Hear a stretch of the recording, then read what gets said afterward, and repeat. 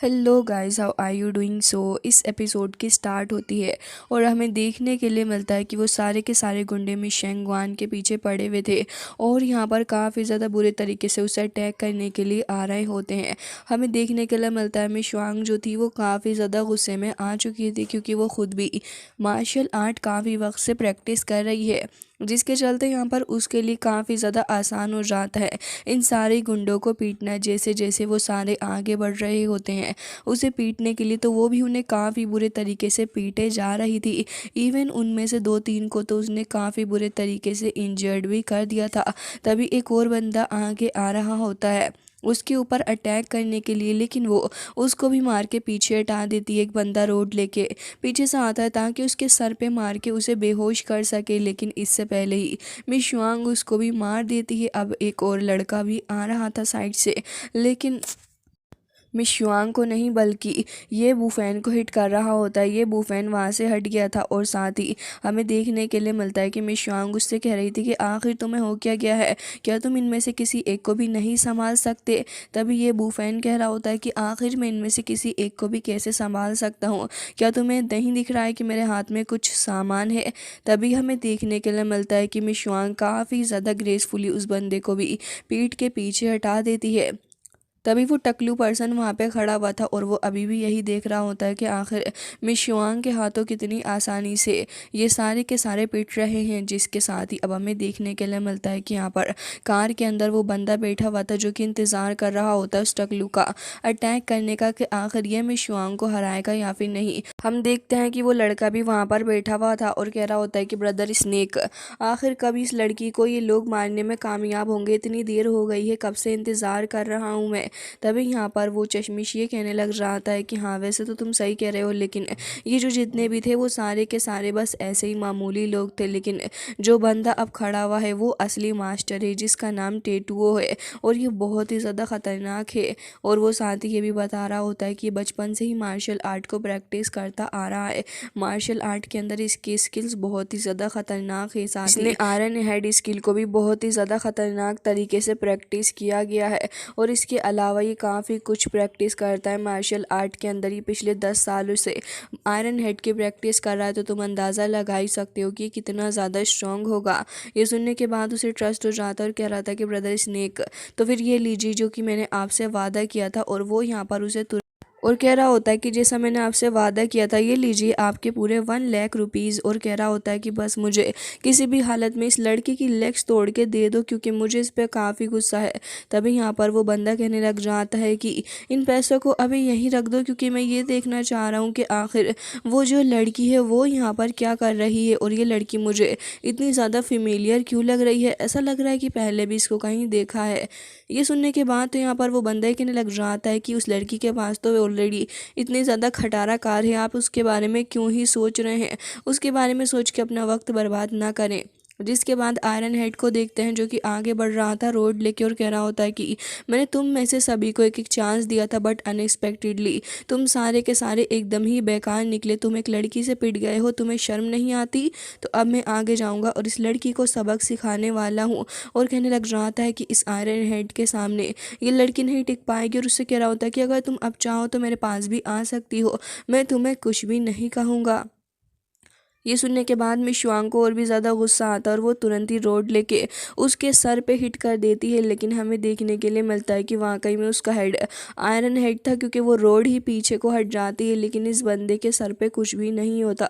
जिसके बाद वो टकलू आगे बढ़ रहा होता है, मिस शुआंग पीछे को हटने लगी थी, तुरंत ही वापस से रोड को उठाती है और एक बार फिर से आगे बढ़ती है। टकलू जैसे उसको मारने वाला था तो वो उस अटैक से बच के एक बार फिर से उसके हेड के ऊपर हिट करती है, बट अगेन उसको कुछ भी नहीं होता है उसके हेड के ऊपर और अपने सर के ऊपर उसी रोड को मारते हुए अब मिस शुआंग को भी वो पीटने लगा था। जिसके साथ अब हमें देखने के लिए मिलता है कि मिस शुआंग थोड़ी घबरा जाती, बट फॉर्चुनेटली ये बूफेन इस बार उस रोड को पकड़ लेता है। जब वो बंदा उस रोड को छुटा रहा था तो वो उसे ये बूफेन के हाथों से छीन ही नहीं पाता। वो अपनी पूरी कोशिश कर रहा होता है, लेकिन उसे देख के ऐसा लग रहा था कि शायद से ये बूफेन उसके सामने बहुत ही ज़्यादा पावरफुल है। जिसके साथ ही अब ये बूफेन कह रहा होता है कि ये पाइप तो वाकई में काफ़ी ज़्यादा अच्छी है, लाओ मुझे देखने दो कौन सी ब्रांड की है। जिसके साथ ही कह रहा होता है कि वैसे अगर अगली बार आओ तो मेरे लिए कुछ इस तरीके के पाइप से ज़रूर से ही लेके आना। अब वो टकलू अगेन उस पाइप को छुड़ाने की कोशिश कर रहा होता है, लेकिन फिर भी वो ऐसा करने में कामयाब नहीं हो पा रहा था, जिससे कि उसे काफ़ी गुस्सा आ रहा होता है। जिसके बाद ही हमें देखने के लिए मिलता है कि यहाँ पर टकलू काफ़ी परेशान हो चुका था और अब ये बूफेन कह रहा होता है कि थोड़ा साइड में हट जाओ।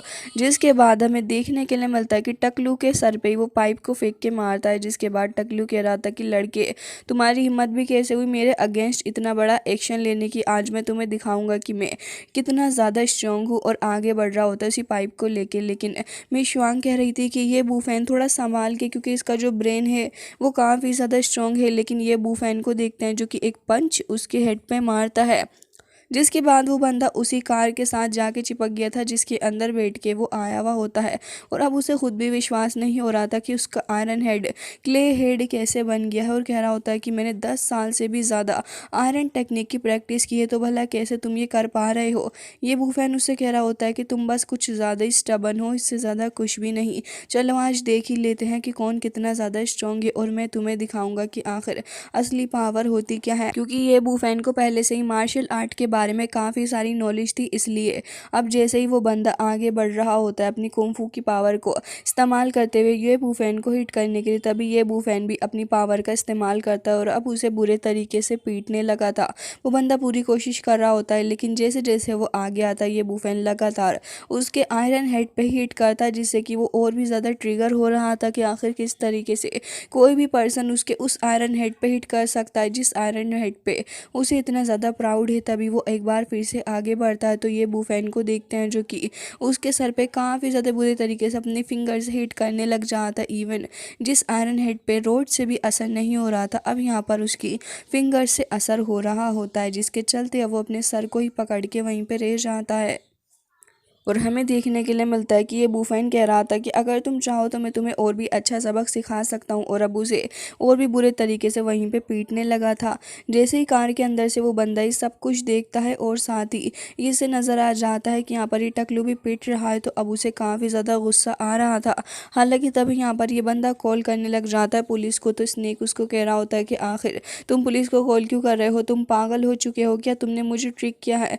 ये तो यहाँ पर इतना ज़्यादा पावरफुल लड़का निकला, तुमने कहा था कि वो एकदम ही बेकार है और कुछ भी नहीं कर सकता, लेकिन इस लड़के ने मेरे सबसे ज़्यादा पावरफुल आदमी को कितने बुरे तरीके से पीटा है, और अब तुम यहाँ पर पुलिस को भी बुला रहे हो। तभी यहाँ पर वो ये कहने लग जाता है कि ब्रदर स्नेक, आप मेरी बात तो सुने, आप गुस्सा ना हो। इस लड़के का बैकग्राउंड आपको नहीं पता, ये बहुत ही ज़्यादा गरीब है और इसकी मदर भी बीमार रहती है, तो हम पुलिस को बुला लेंगे तो फिर पुलिस इसको ही पकड़ के ले जाएगी, फिर ये कुछ भी नहीं कर पाएगा। जिसके साथ ही यहाँ पर ब्रदर स्नेक इस चीज़ के लिए मान जाता है और कह रहा था कि अगर ऐसी बात है तो फिर ठीक है, तुम पुलिस को बुला लो, मुझे इस बात से कोई भी परेशानी नहीं है।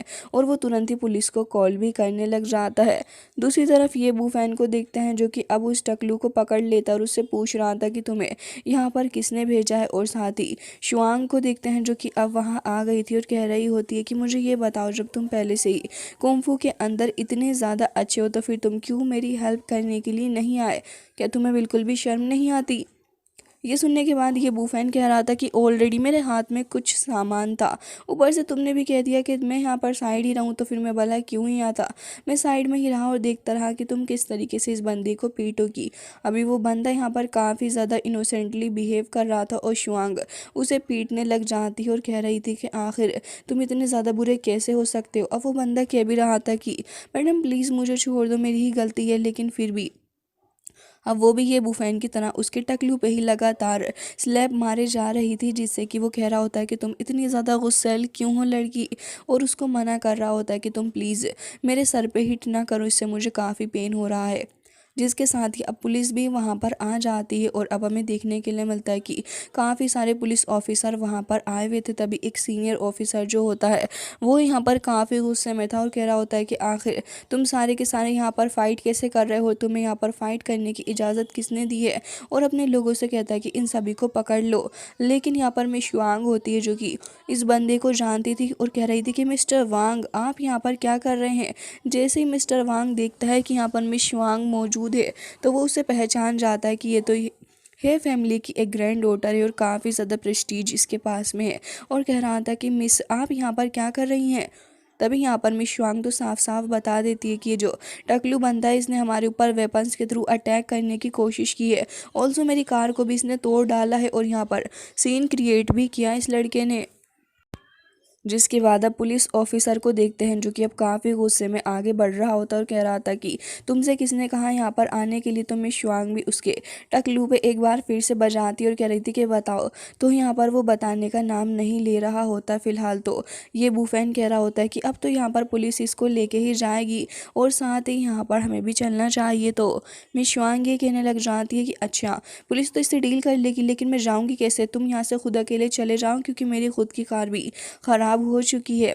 तभी यहाँ पर मिस्टर वांग अपने ही एक साथी से कह रहा होता है कि शाओफेंग एक काम करो, मिस वांग के फ्रेंड को वहाँ पर पहुँचा दो जहाँ पर ये जाना चाहते हैं। ये सुनने के बाद तब ये वूफेन कहने लग जाता है कि अरे अरे पुलिस ऑफिसर आप तो गलत समझ रहे हैं, मैं मिस वांग का फ्रेंड नहीं हूँ लेकिन असल में मैं तो इसका अंकल। लेकिन तभी मिस वांग उसको रोक लेती है और यहाँ पर मिस्टर वांग समझ जाता है कि मिस वांग इस बारे में ज़्यादा बात नहीं करना चाहती। तो इसलिए यहाँ पर वो कहने लग जाता है कि ठीक है, आपको जहाँ भी जाना है मिस्टर शाओफेंग आपको छोड़ देंगे तो आप यहाँ से चले जाइए। जिसके बाद मिस श्वांग वहाँ से चली जाती है और ये बूफैन भी उसके साथ ही वहाँ से निकल रहा था। लेकिन तभी वो ऑफिसर को इशारा करता है तो हमें देखने के लिए मिलता है कि अब ऑफिसर उस टकलू को पकड़ के उससे पूछता है कि बिल्कुल सच सच मुझे बता दो कि आखिर किसने तुम्हें हायर किया है। तो यहाँ पर अब वो बंदा बता देता है कि लेफ्ट साइड में वो जो कार खड़ी है वहाँ पर। जिसके साथ ही अब वो यहाँ पर जैसे ही देखता है कि कार में एक बंदा बैठा है तो मिस्टर स्नेक तुरंत ही विंडो को बंद कर लेता है और यहाँ पर काफ़ी ज़्यादा डर गया था और कह रहा होता कि अब मुझे समझ आया कि वो लड़की थी कौन। शांग युनथियान तुम्हारी वजह से मैं फंस गया हूँ, वो लड़की है फैमिली की यंगेस्ट ग्रैंड डॉटर है और अब मुझे नहीं समझ आ रहा कि मैं आगे क्या करूँगा। लेकिन इतनी देर में पुलिस ऑफिसर वहाँ पर आ जाता है और कह रहा था कि ज़रा इस विंडो को तो नीचे करना भाई साहब। जिसके बाद मिस्टर स्नेक डरते हुए तुरंत ही विंडो को ओपन कर लेता है क्योंकि उसके पास कोई दूसरा चारा भी नहीं था। और इसी के साथ ये एपिसोड हो जाता है एंड।